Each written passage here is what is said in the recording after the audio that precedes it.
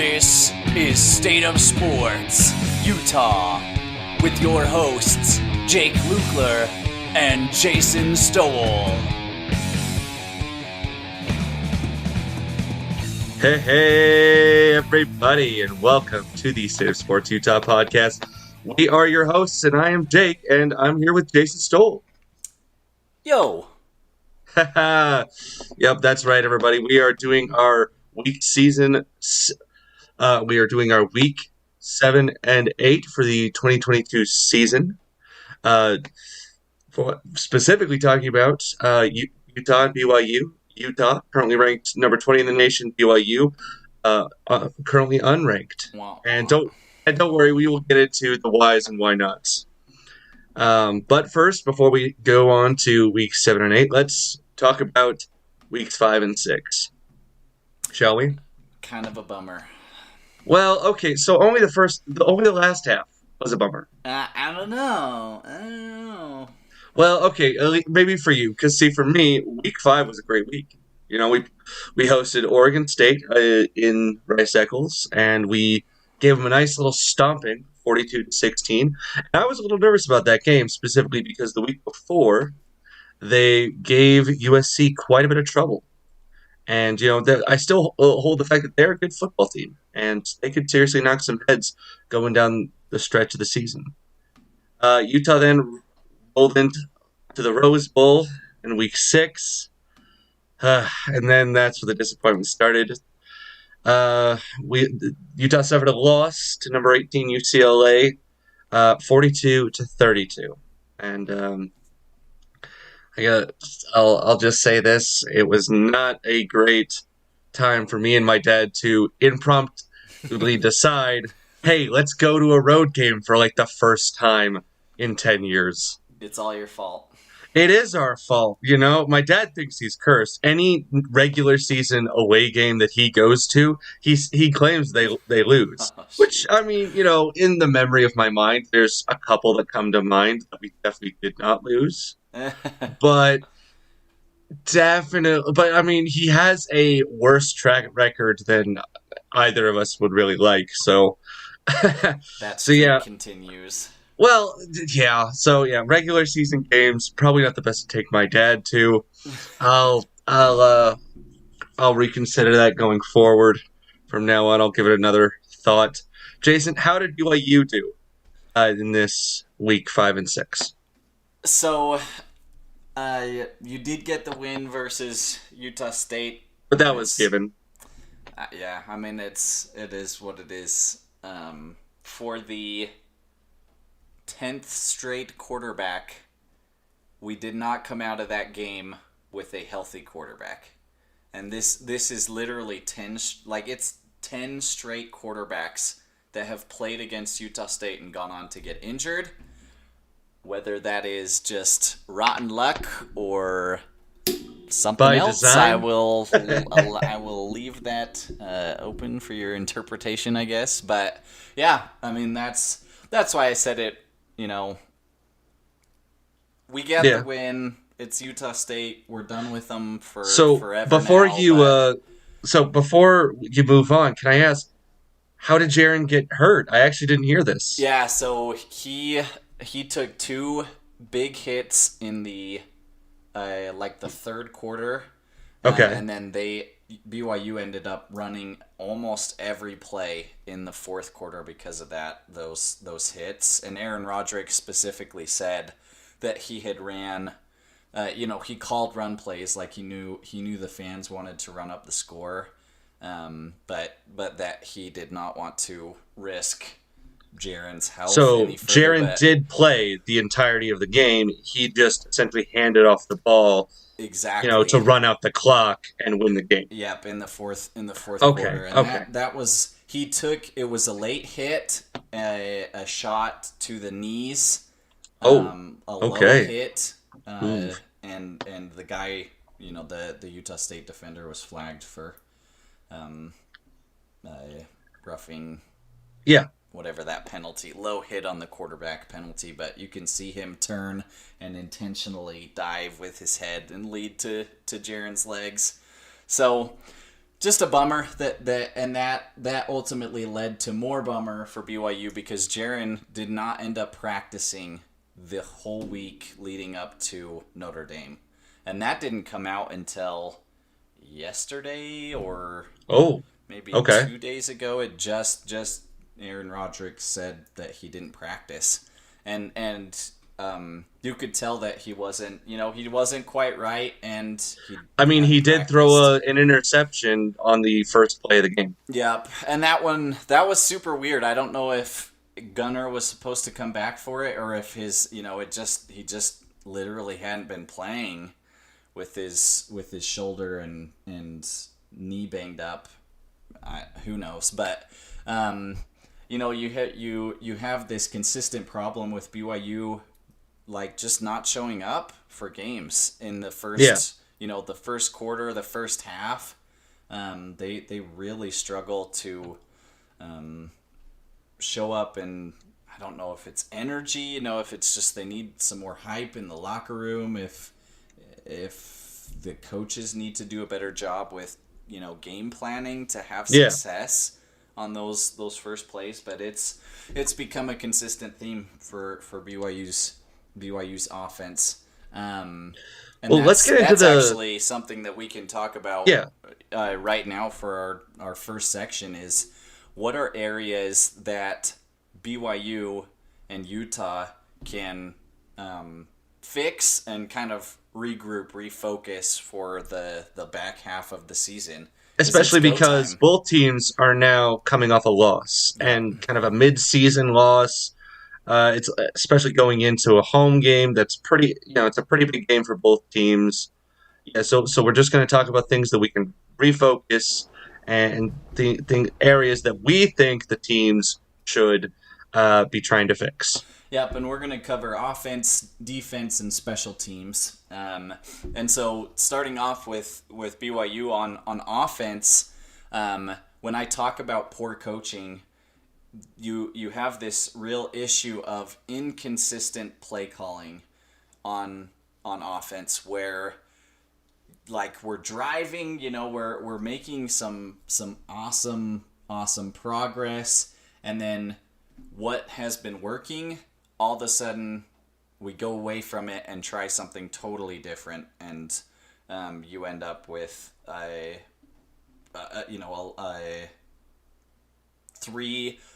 4 runs on a with like 5 minutes left, driving on Notre Dame's side of the field, and Jaron has taken us passing all the way down the field, and we have some really good stuff going, and you call a timeout and you run with your speed shifty back on a 4th and 1 instead of your power back, and he's 10 yards lined up 10 yards behind the line to gain, and so inconsistent play calling. Aaron Roderick is a brilliant play designer. Like some of the touchdown in the end zone with Cody Epps was a V route pre-snap motion, and it was just beautifully designed, and Cody is quick and ran it perfectly. So you get these just amazing plays that are designed, but the consistency, and I guess kind of basically he has poor timing with the play calls that he chooses to run, and that I personally believe is what leads to the inconsistency, Okay, that you run the wrong plays sometimes at the wrong time, and it stalls the offense. If you're having gotcha. success, keep letting your quarterback make the plays. Let him, when he's on a roll, finally, in the second half, let him continue to make some plays. So that's a big thing, and there have been injuries a bunch on the offensive side of the ball, and that's kind of probably contributed to some of the inconsistency. But really, the coaching staff needs to do a better job with play calling. On defense, this I will never I won't ever understand it, and maybe I'm just the dumb fan, and I don't The know. armchair quarterback. Yeah, I don't know football enough to understand why they think that this scheme works, but I I miss I miss the Kalani Sitake that was calling defense for Utah, because it was all out full QB pressure all the time at Utah. I was Yeah. scared for our quarterbacks when we would play Utah, and it's why Utah has an 11-1 turnover ratio going into the game last year, because Utah is scary on defense. You hate going up against Utah as a passing quarterback because it's just relentless pressure, and I don't know why we have gone away from that coming to BYU. We have I just want them to sack the quarterback. I want them to contain and bring down the quarterback. You have 9 total sacks on the season. 4 of those were against Baylor. And you're basically then, a sack a game, if that. And Yeah. so that's just something I would like to see. I'd actually like to see them get to the quarterback, drop 8, rush 3, whatever. That's a whole deeper conversation, but it just was really frustrating to watch him have 20, felt like 20 seconds of play to just stand and pick apart BYU's defense by waiting for his tight end to run around until he was open and then throw to him. So, Oh yeah, that Notre Dame made you guys eat it with that tight end. yep, brutal. So, my last special teams, can we call up the women's soccer team at BYU? They're awesome. They were in the national championship game last year. Can we get a kicker from the girls soccer team? Because seriously, I mean, it's stupid that we're having to that the kicking game is even a topic of pain and frustration for BYU. It shouldn't be. It's like everybody's least favorite part of football, of talking about football. It's like, oh, let's talk about the kicking game. It's so exciting. So that, I don't know. They need to get something figured out. You bring in Justin Smith after Jake Oldroyd has just struggled, missed 6 out of 7, 5 out of 6 field goals. His last field goals. And so you bring in Justin Smith to kick, and he misses an extra point on the first touchdown. That was weird. We have Cash Peterman. Give him a shot. I don't know.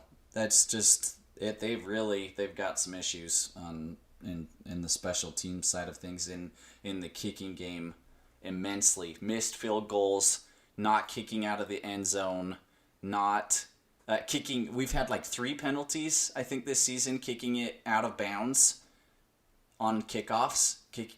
Free kick out of bounds penalties. So, got to be better. It's funny that you mention your special teams and it's the kicking game, because I'm actually going to start there with Utah. And this has been something that has just, I'm going to really try not to get worked up here, because every Because time it's I've talked kicking. about, because every time I've gotten worked up, I've talked about it with somebody this week, I have gotten really worked up about it and genuinely upset. So I'm going to try and keep it, low key and even keel. But yeah, Utah's special teams has been just a thorn in our side the last 2 seasons. Which I is mean, such a flip from how yeah, Utah's exactly. been. Which is exactly. I We mean, heck, have, our what, last 3 kicker and our kickers in last the punter, NFL? yeah, our last kicker and our last punter are in the league right now. They're kicking and punting for the league. So I mean, it's how are we not like the second? Usually, the side of the ball that struggles is typically our offense. Whether it's red zone issues or whatever. But we finally, in these last 2 seasons, have an offense that works. We found our groove. We have an offense that is efficient and powerful. And now our special teams is just the worst it's been since I can even remember. Last year, it was our punting game. And this year, it's gotten better to the point that we don't notice it, right?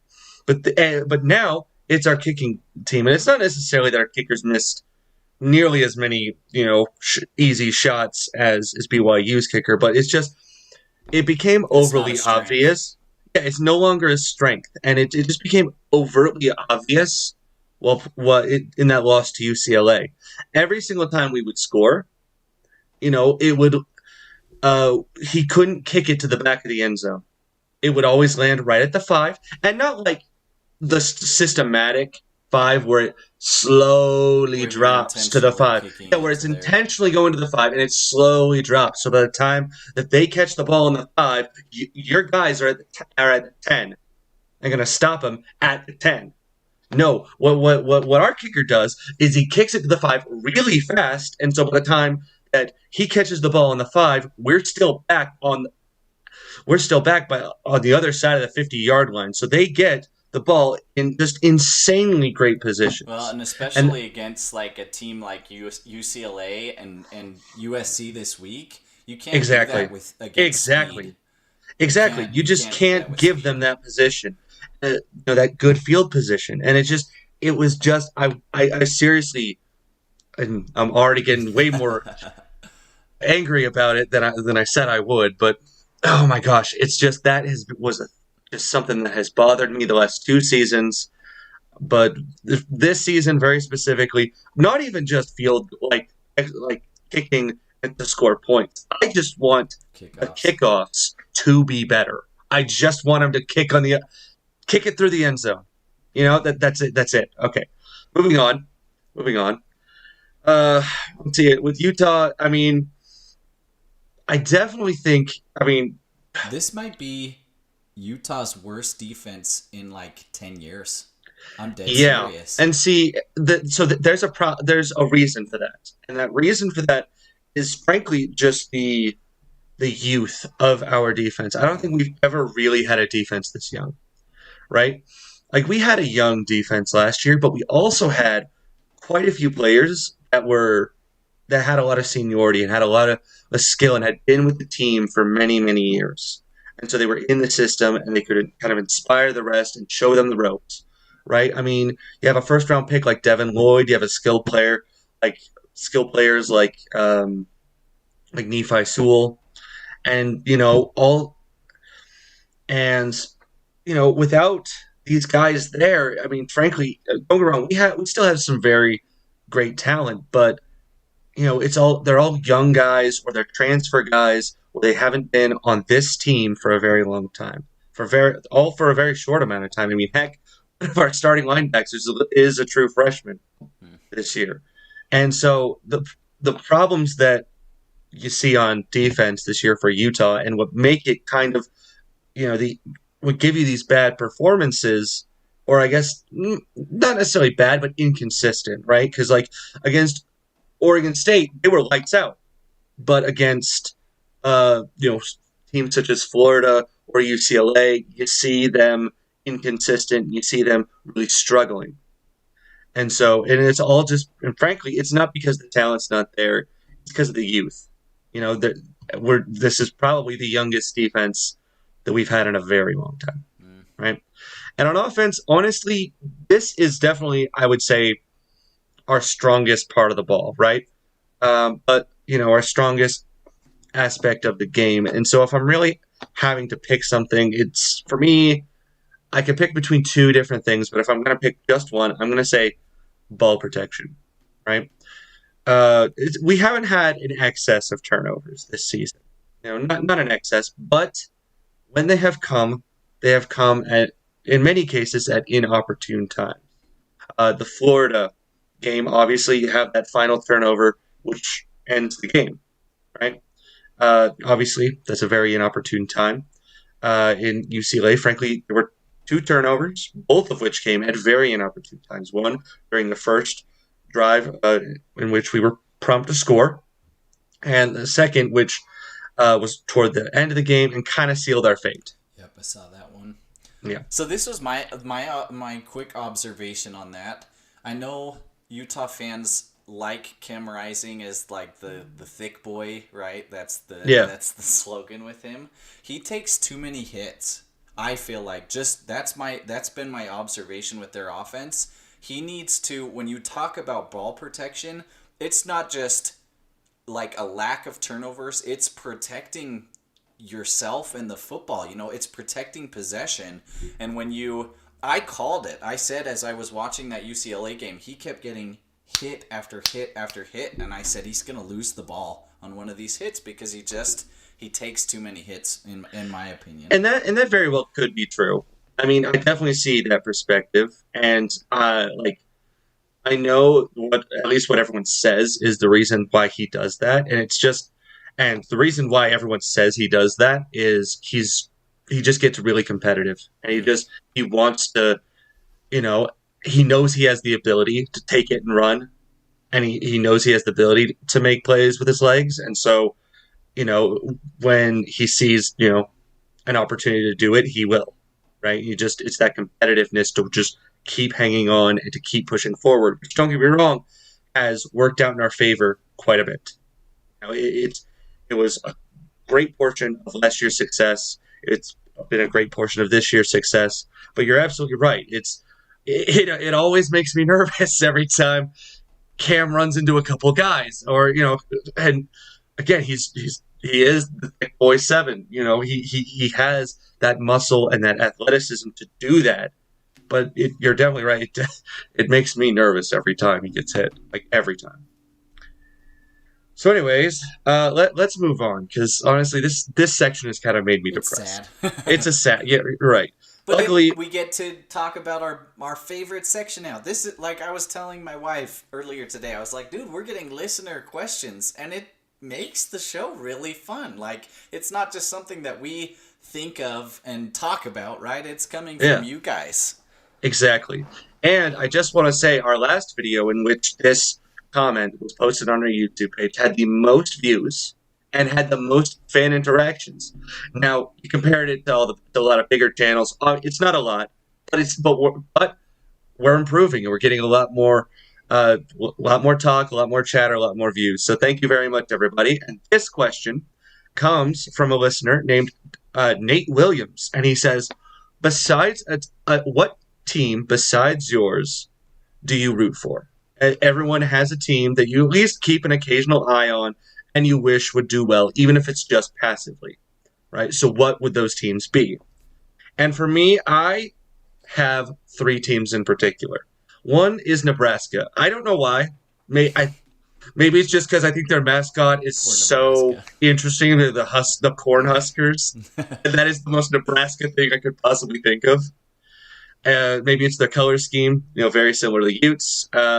Their fan base is like one of the best fan bases in college football. It is like honestly, lifeblood of college football. And I feel bad for them as well. I feel bad for their fan base, I should say. I wish that like being part of a passionate fan base, or at least what I feel is a passionate fan base. It sucks when your team doesn't do well, and it sucks when your team doesn't do well consistently. And so, especially when you're showing up to support, it's like they're on a streak of.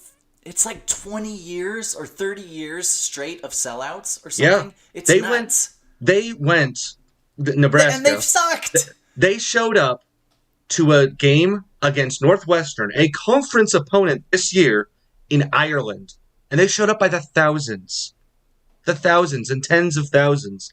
They went to a conference game in Ireland.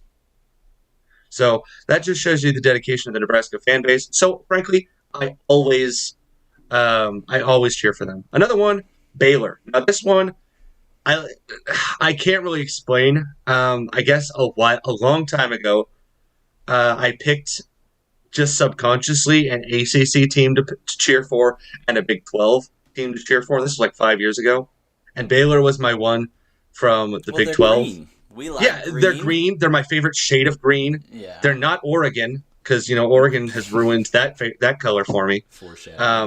But Baylor has redeemed that color for me a little bit. So, yeah, and maybe I'll feel differently when Utah does their home and away series starting next year with them. Maybe I'll feel differently. You will not. Well, I will just say I'll leave it at that. You will not.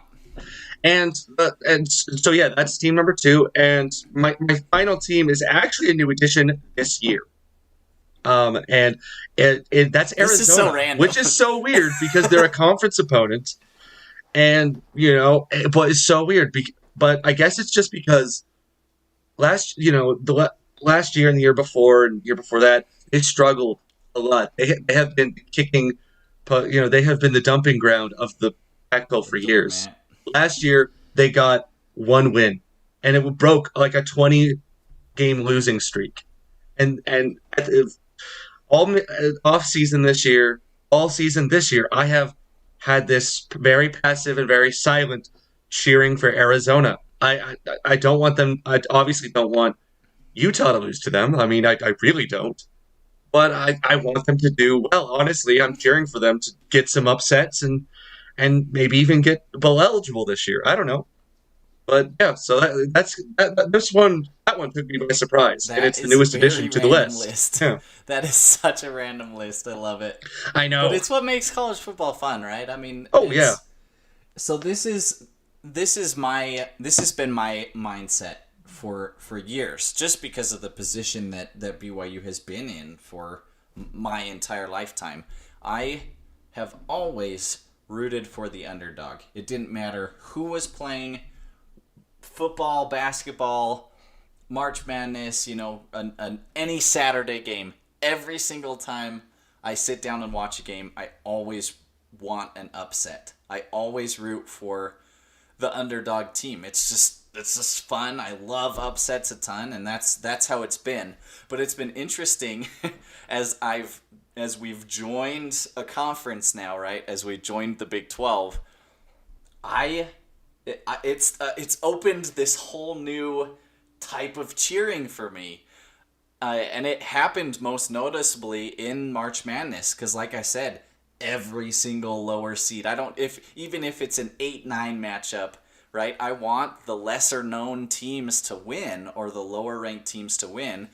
But I was like full on rooting for the Kansas freaking Jayhawks in March Madness last year.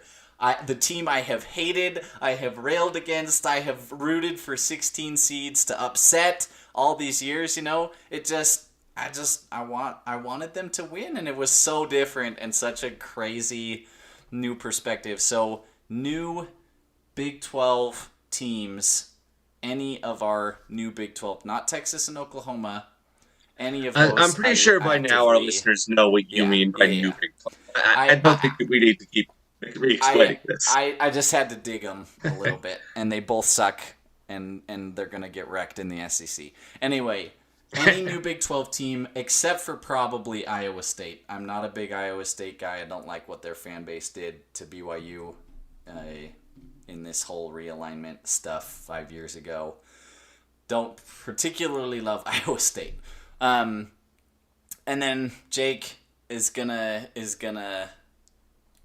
I mean, I know he hates this, and it's his main reason for hating Oregon, but I love the color green. It is by far my favorite color. Like lime green is my favorite color, and ever since I was a kid, I just like Oregon's. I really liked Oregon's uniforms, and so I don't necessarily actively root for them, but I follow them every single week to see what uniform they're going to wear. And I feel like they went through a crazy phase, right? Almost every college football team, I feel like, kind of goes through a crazy phase with uniforms. And they had some real wacky stuff, like the Oregon mascot uniform, where their uniform were the same colors as their mascot with like an orange face mask and feet like their duck. Like they went through some weird stuff, but I figured they have figured out their look and their template, and I just really like following what they do, except for the duck poo. Those ones are really weird. Those uniforms Yep, the duck are poop a little weird. uniforms. But it's just fun. That's a big part of, I guess, when I cheer for teams. I like uniforms, and so I like seeing the innovation that teams come up with. Which, shout out to BYU again this week. They have unveiled finally white face masks for their uniform set. I've been so excited for that. I think it's a fantastic look that you can add on the white helmets and give kind of the Bills, the NFL team, the Bills look with the white on white. And I think it transforms your Royal and Navy helmets. It takes them to, like, they were already good. It takes them to, like, God tier helmets in college football. That white face mask makes that big of a difference. So I'm excited. I'm excited to see them. And just a quick shout out to Utah football. Utah has one of their special helmet design of the year this week. 22 forever. Honoring Ty Jordan and Aaron Lowe. They look pretty stellar. And yeah, so and blackout this week for Utah as well. Yep. Very excited. Anyways, Jason, why don't we get on to the predictions? Yep. Only 3 this week because Utah in week 8 is on a bye week actually. So only three predictions, 3 games to predict this. That bye comes at a really good time too, I think. For yes, Utah, agreed. Very much so. Agreed. It would be awesome to get for Utah to get a win this weekend, but if they do happen to fall, getting that bye week after 2 consecutive losses would be big. Would be nice for Utah. Yeah. So, Arkansas is going to be tough. Arkansas at BYU. They get their quarterback. He's been injured, I believe, so they get him back this week. Yeah, and AJ Jefferson really struggled against the run. In most of the games this season, they've kind of struggled against the run. And I don't know, dual threat running quarterbacks against BYU kind of scares me, especially when they're as quick and as good as KJ Jefferson, right? Is his name? So I think it's gonna be close, but I really do. Teams. It's hard to play at Lavelle Edwards. It just is. It's hard to play at that stadium, and it's become a huge advantage and strength for BYU. So SEC team, big game, trying to preserve your 10-win season and the last of the big dogs for the season that we talked about them probably splitting 2-2. I'm gonna stick with that prediction, and I'm gonna say BYU gets it 31-28. If we don't have a field goal kicker, then maybe it'll be a touchdown that we have to win by instead of a field goal. But that's gonna be my prediction. And then USC at Utah. I don't know. That UCLA has surprised me, and so maybe I'm over analyzing that loss because, maybe UCLA is actually legit and has a. To be fair, half their team is our 5th-year seniors this year. Like half their team. Yeah. So, I have Utah. I'm actually gonna adjust this mid-episode because I've been going back and forth. I have Utah dropping this game this weekend 35-24. I think it'll be decently close, but I think maybe it's like a last kind of 5-minute drive that they get a field goal on and kind of keep that cushion and get a win. Okay. Which I feel bad about, but again, that UCLA game was surprising to me. I feel like USC is better than UCLA, honestly. But BYU at Liberty, it should be a pretty easy win. I think they've dealt with some injuries, and they lost their quarterback, obviously, former Utah quarterback, our good buddy Charlie Brewer.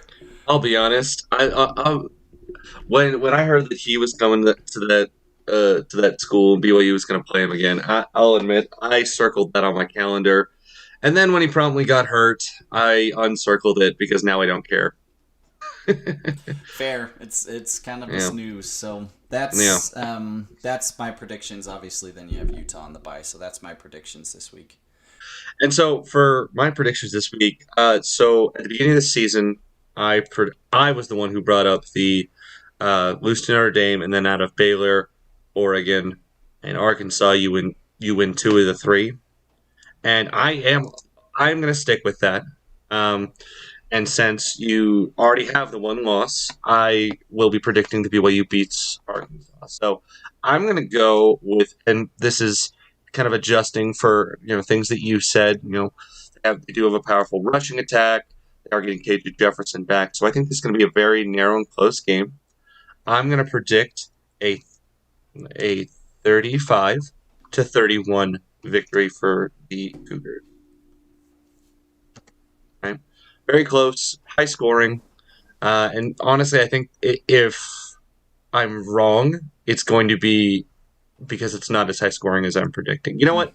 In fact, I'm actually going to change that instead because even I'm doubting myself. I'm going to go. We keep predicting these huge scoring games and not Yeah, hitting it. I'm going to go. Yeah, I'm going to go with 27-20 instead. I'm going to go with similar score to the Notre Dame game. Yeah, exactly. I think that's more along the lines of I would anticipate BYU scoring more this week. You get Chase Roberts probably back. You get potentially Miles Davis back, and then you've got Jaron has practiced all this week, so he's well. Nonetheless, I'm gonna hedge my bets. I'm gonna say Arkansas's running attack is going to slow the game down. I'm going to say that. That's been known to happen versus BYU, so I like it. Exactly. So I'm going to keep my 27-20 victory for the Cougars. I should mention, too, I was so mad against the Utah State game because we were a score away from hitting my prediction exactly. And then you got you get two completely stupid penalties on BYU. You don't try and score, you just run the ball, and then they end up making it not what my prediction was. I was so well. Don't worry, we'll just go back. We'll review our last line of predictions. Our next episode. Yep. So we do that every couple of episodes, and we'll do it our next episode as well.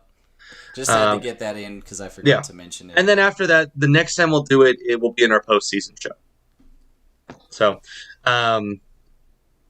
which is so weird to think we're actually that far in the season already. But anyways, it's still early October. We're good. We're still mid-October. That's true. Okay, so anyways, going back to my predictions, USC at Utah. This is good. This is a big game, but don't get me wrong. After the loss, it definitely feels less of a big game. It definitely feels smaller, right? But it's still a very important game to the team in that if you want to compete and you still want to, go to the conference championship and have a shot at the Rose Bowl, you need to win this game. Yeah. The Utes will not get into the conference championship in the way it's structured now with two conference losses. It will not happen. A good shot with exactly we still have UCLA. Yeah, exactly. UCLA. Honestly, I think they'll at least get one loss, maybe two. You never know. I don't think they'll run the table. Don't get me wrong; they were much better than I anticipated, and I think honestly, I think that was the trap game. I think we overlooked them, and they treated us like the Super Bowl, and so.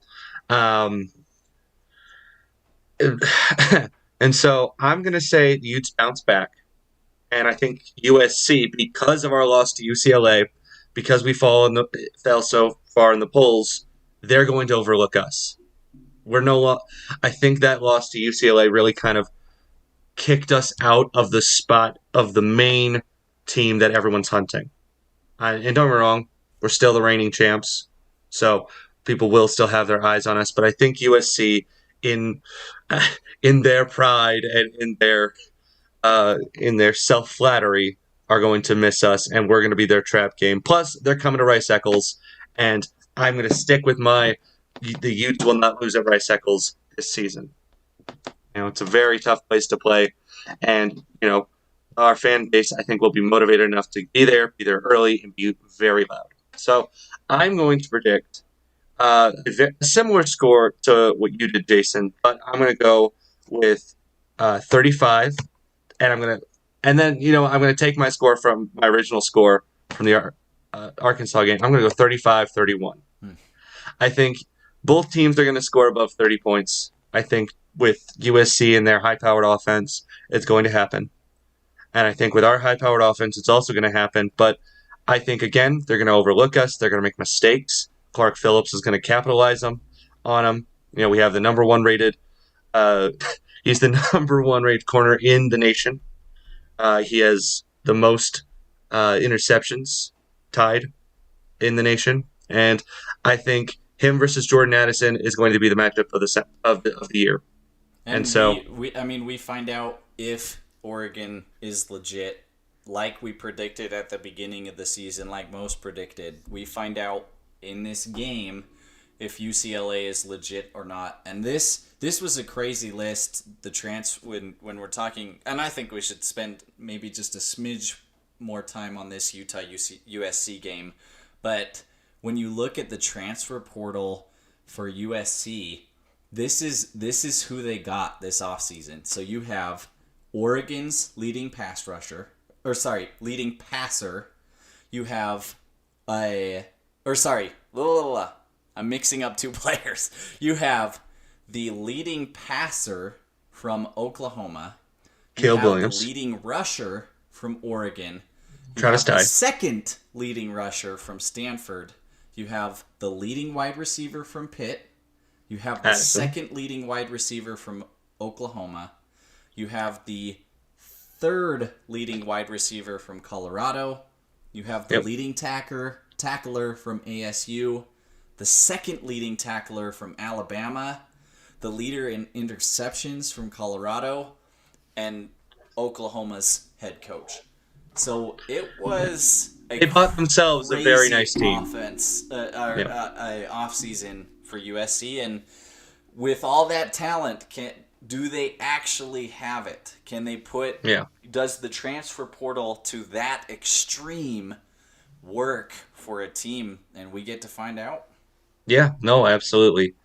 And like I said, this is going to be a very big test for Utah's young defense. Trust me, after last week, I'm pretty nervous when it comes to USC's offense versus our young defense.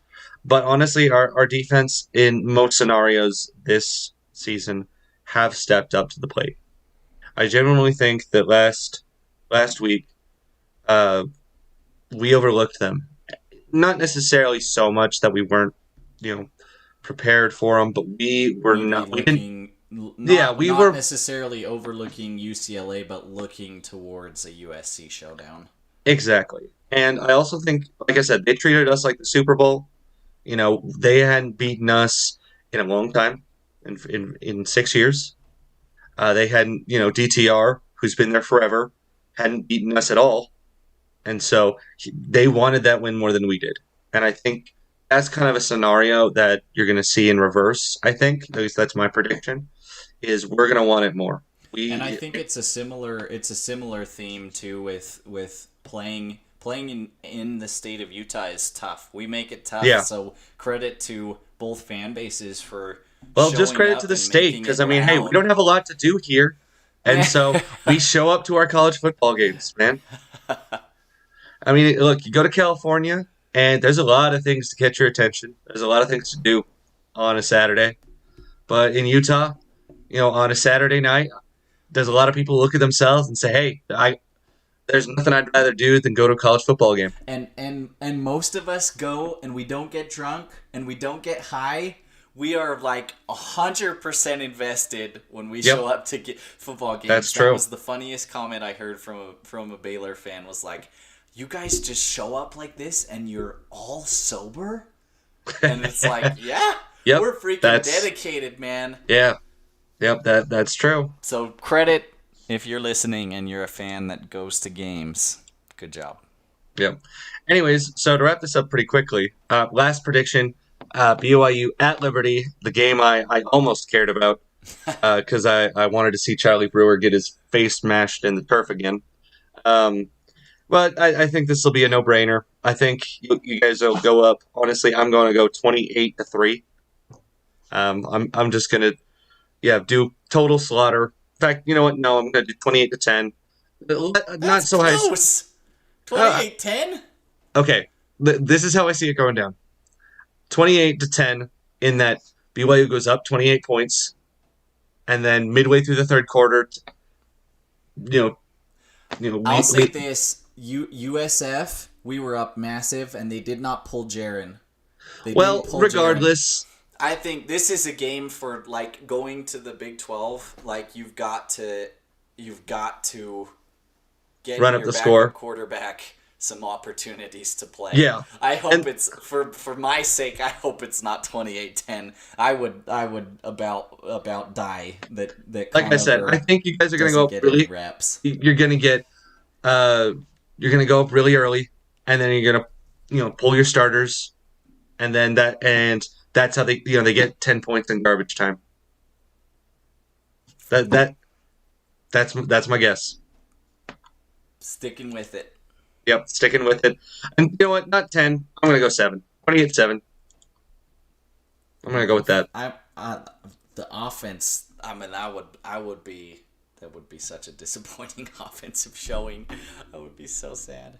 Well, thanks guys again for listening. Thanks for your participation. It makes the show a lot of fun. I love these questions. Absolutely.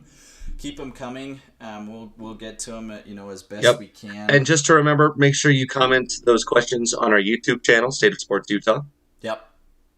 But yeah, thanks for your participation, and hopefully this is a good couple weeks for both teams, and we look forward to talking with y'all in the next one. So in the meantime, thanks for listening.